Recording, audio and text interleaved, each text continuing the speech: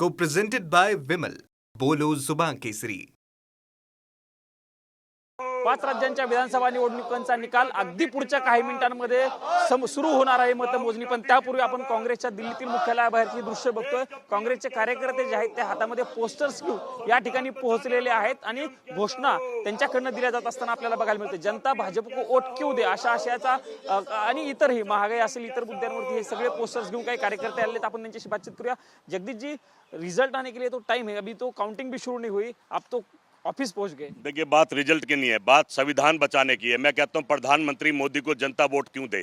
क्या अच्छे दिन आए, महंगाई कम हुई, महिला सुरक्षित हुई, किसान की डबल आय हुई, मजदूर जहाज में बैठा मजाक बना दिया देश की सरकार ने.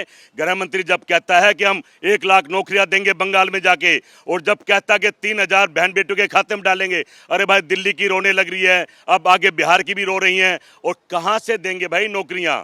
नौकरी तो सब खा गए हैं लोग. अभी 5 स्टेट के रिजल्ट जो है कुछ ही समय में आने की शुरुआत हो जाएगी. कौन सी स्टेट में कांग्रेस को उम्मीद है? आपको क्या लग रहा है, कहाँ तक कांग्रेस की सरकार? देखिए, केरल में कांग्रेस जीतेगी, पांडिचेरी में अच्छा कर रही है, तमिलनाडु में अच्छा कर रही है, आसाम में भी अच्छा करेगी, और बंगाल में भी कुछ ना कुछ अच्छा ही करेगी, क्योंकि हमने फसल बो दी है.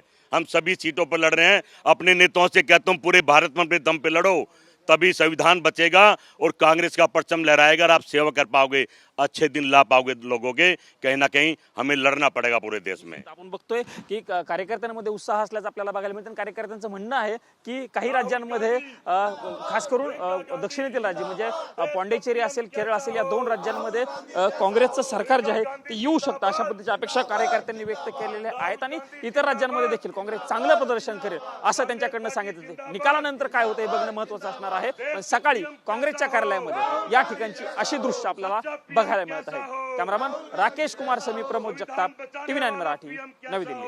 Co-presented by Vimal. बोलो जुबान केसरी.